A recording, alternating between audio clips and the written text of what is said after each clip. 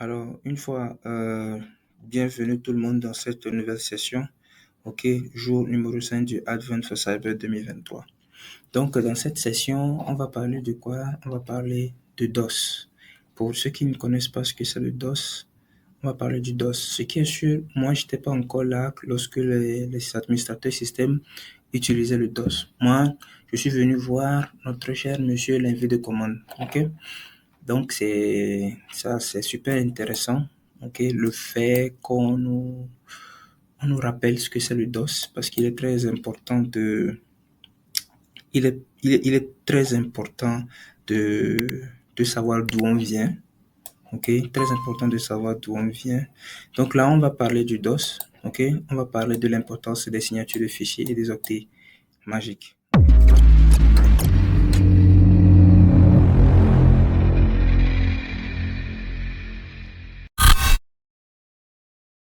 Donc, le problème, c'est quoi? On veut aider ces administrateurs système de pouvoir recouvrir un backup.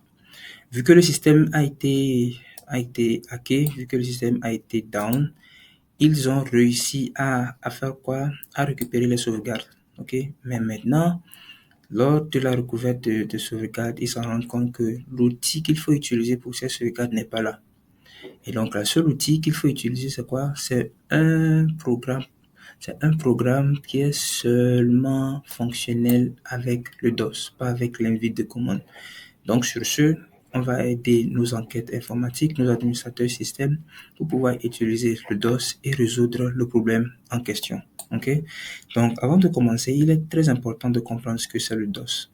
Donc, comme d'habitude, je ne vais pas me mettre à lire tout ça, mais comme je vous l'avais dit, je vais vous expliquer les concepts, d'accord? Comme ça, euh, on va partir, à partir de ces concepts, utiliser les connaissances que nous avons reçues pour pouvoir résoudre le problème en question. OK? Donc, le DOS. Comprendre le DOS, au fait, est très fondamental pour saisir l'invite de commande. Pourquoi? Parce que l'interface de l'invite de commande sur Windows est essentiellement une évolution des commandes DOS. Donc, on a la période ou bien, ouais, on a le temps où les administrateurs système utilisaient le DOS avant de migrer vers l'invite de commande. Donc, quelqu'un qui maîtrise bien le DOS va essentiellement maîtriser également l'invite de commande. Ok. Donc, il s'avère que les mêmes commandes utilisées lors de l'ère du DOS est également les mêmes commandes qui sont utilisées lors de l'ère de l'invite de commande actuellement. Ok. Donc, une bonne connaissance du DOS va nous permettre également à bien utiliser l'invite de commande. Ou bien maintenant, si vous utilisez bien l'invite de commande, si vous maîtrisez les commandes de base de l'invite de commande, vous pouvez facilement vous naviguer dans le DOS. Ok. Donc, le DOS était le système d'exploitation utilisé avant Windows, introduisant les utilisateurs comment je dirais-je, à un environnement en ligne de commande. Ok.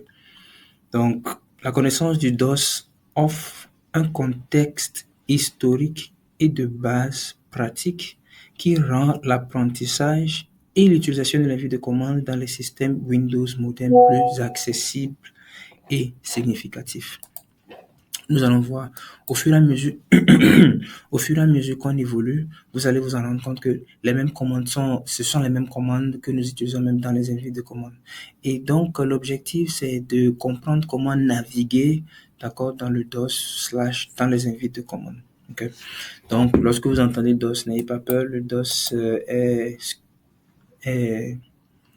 euh,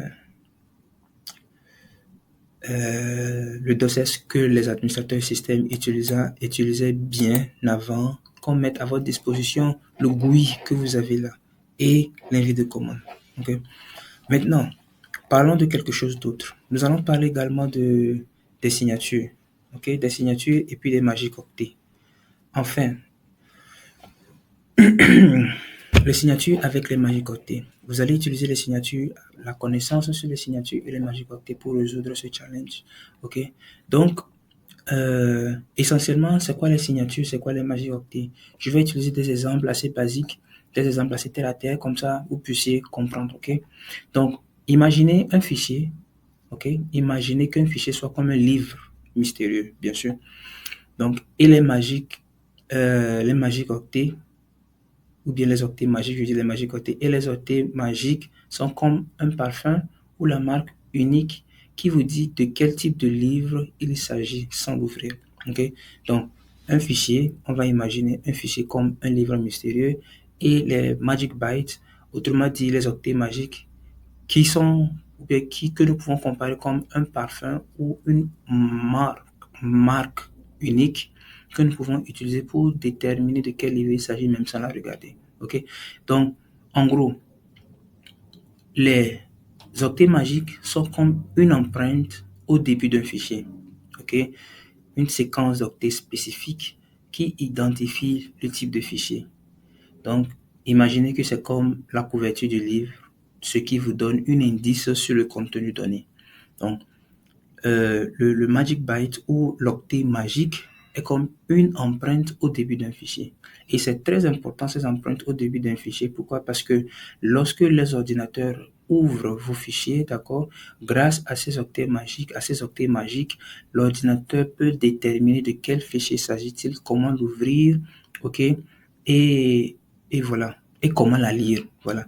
Donc, les octets magiques permettent aux ordinateurs de savoir de quel fichier il s'agit, comment l'ouvrir, comment la lire. Donc, une fois il y a des erreurs au niveau des Magic Bytes ou bien au niveau des octets magiques, ça peut conduire à une erreur de lecture. Okay? De même que les signatures.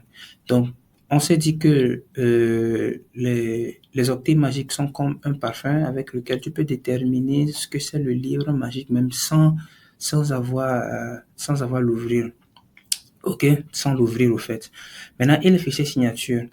Pensez-y comme les titres sur la couverture des livres. Ok, donc ce sont une manière plus formelle de dire, par exemple, hey, je suis un type de fichier spécifique.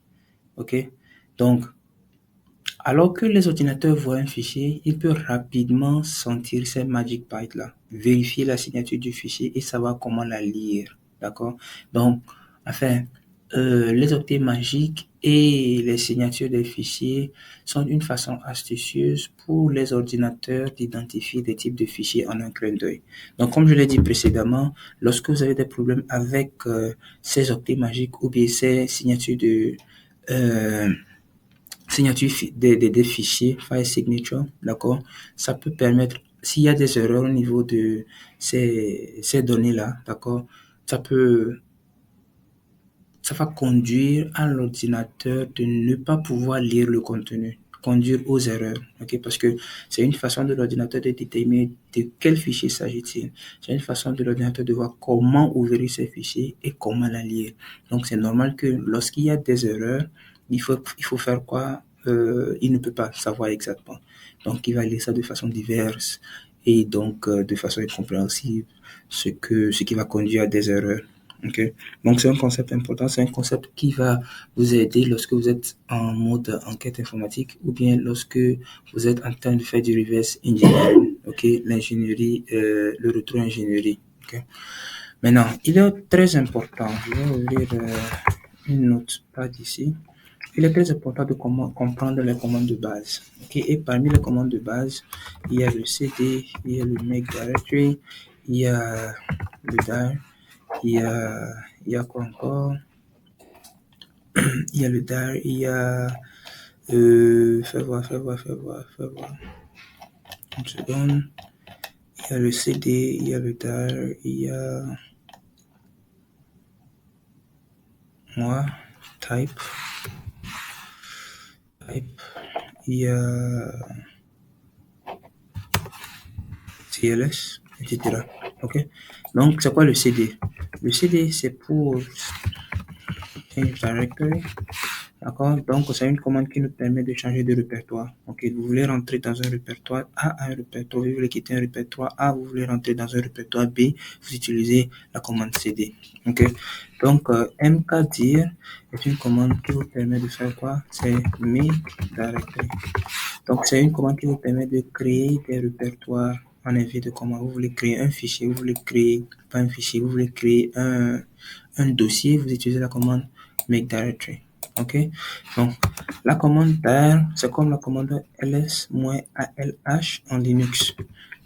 Donc, disons ls-alh, l'équivalent de ls-alh en Linux. Donc, pour les utilisateurs de Linux, ls-alh en Linux vous permet de voir le contenu d'un fichier, le type de fichier, son contenu, s'il y a des fichiers qui sont invisibles également, et la taille de ces fichiers-là. Ok. Donc, vous êtes en mode envie de commande. Je fais par exemple mon CD. Tout d'abord, je suis en quoi? Je suis en RFI Hausa, bien sûr. Donc, quand je fais ça me montre le contenu des fichiers, ça me montre même les fichiers qui sont invisibles et ça me montre, ok, ça dit que ça ce sont des dossiers, ça c'est l'heure à laquelle ces dossiers ont été créés, ok, et ça me montre la taille également, vous voyez, il y a la taille, ça vous montre le contenu du dossier, les dossiers invisibles, et ça c'est quelque chose que vous pouvez faire avec la commande ls-alh en Linux, ok, donc,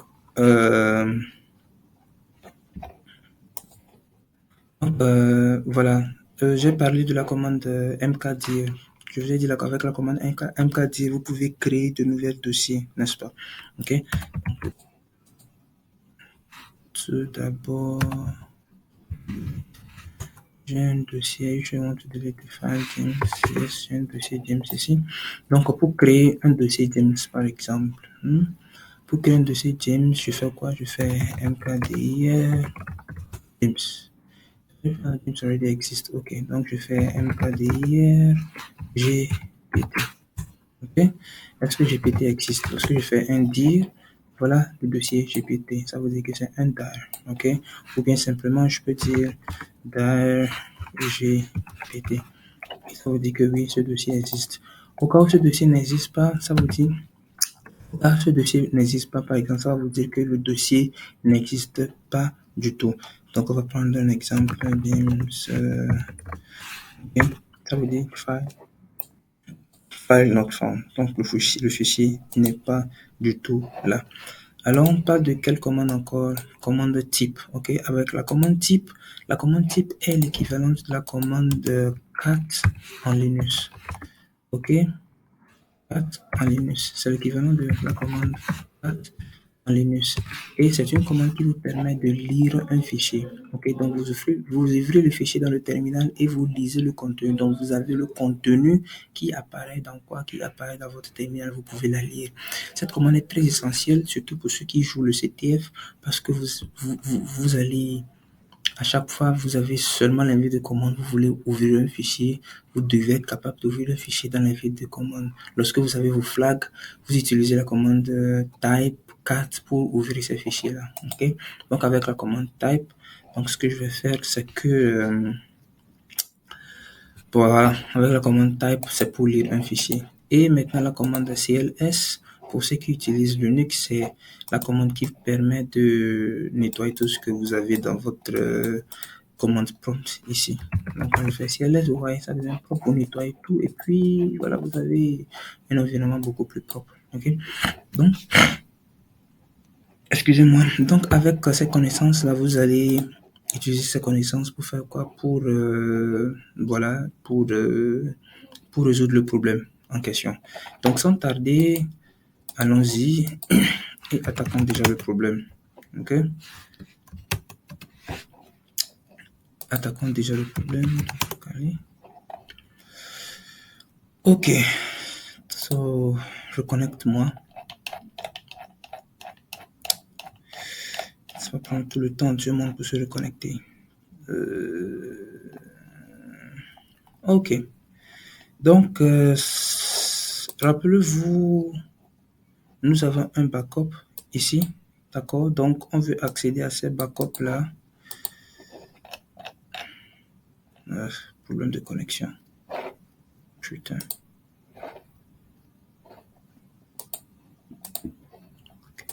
Je ferme et je réouvre. Je ferme et puis je vais rouvrir. J'ai des soucis de connexion actuellement.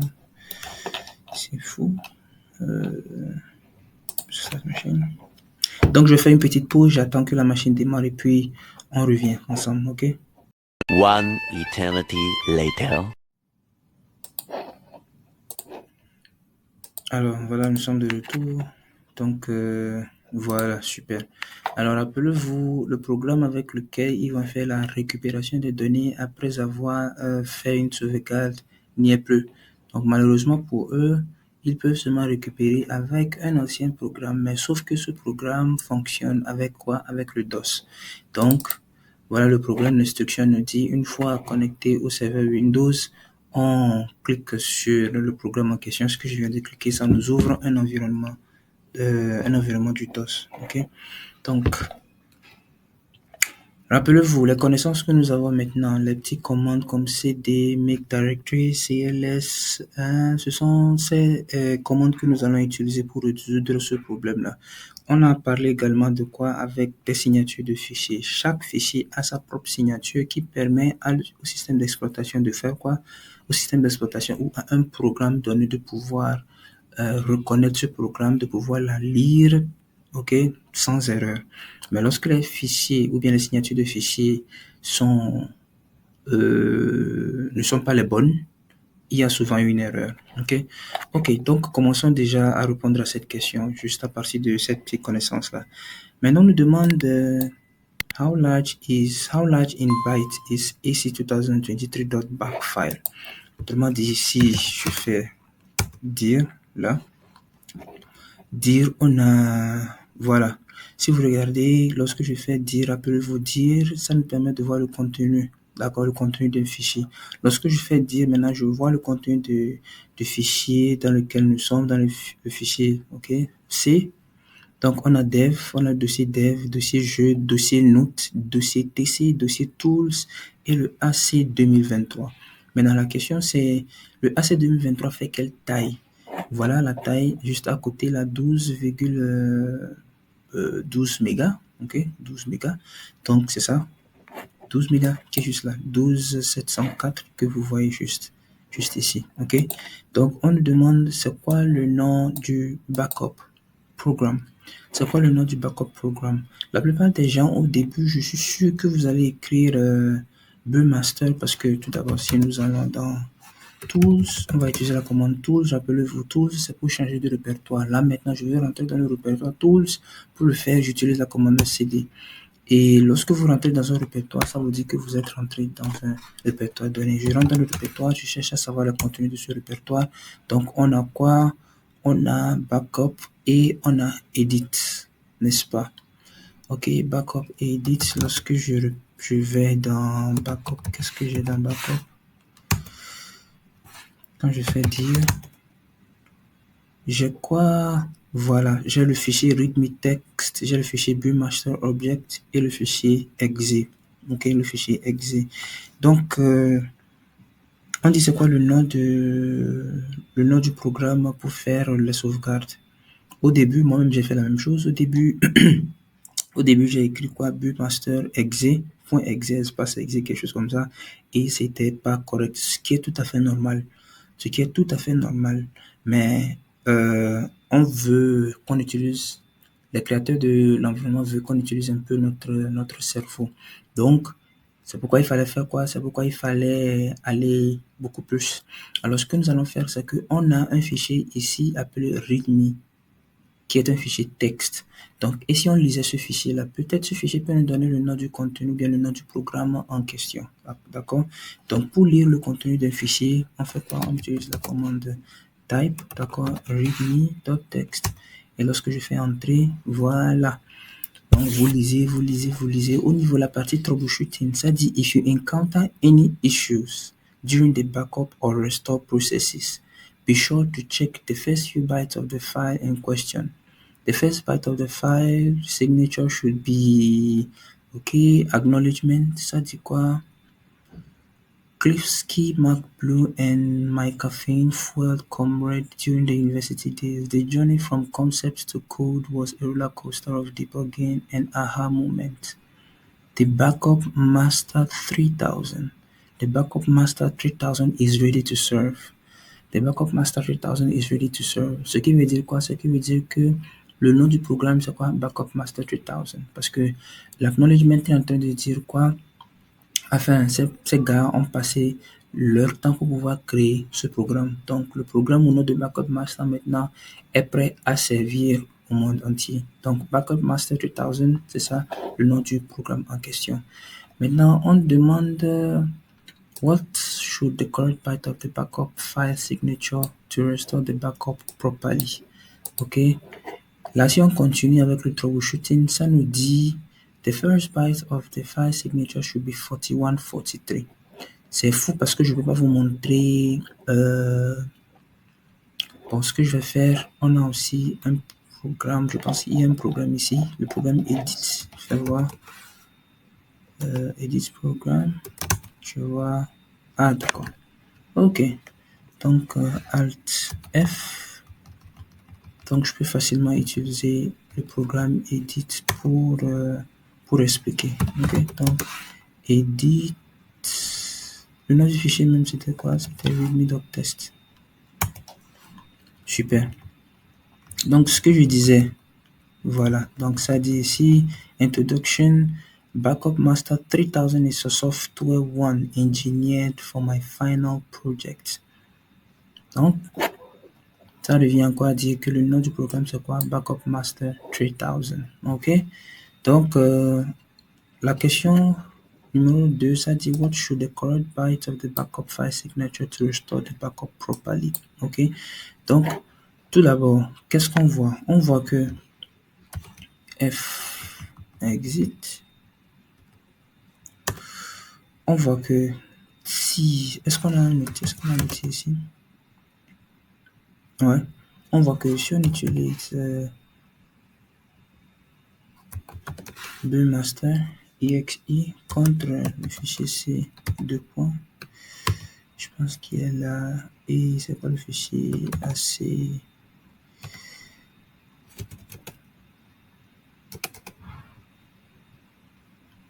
C'est AC 2023, n'est-ce pas? Point back. Point back. Lorsqu'on fait ceci, que notre open file. Non, attendez. Et c'est moi qui écris mal, mais c'est ça, non? Mais il faut être en capital. Okay.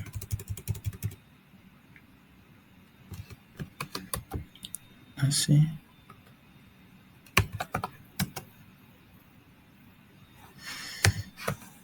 « 2023 23.back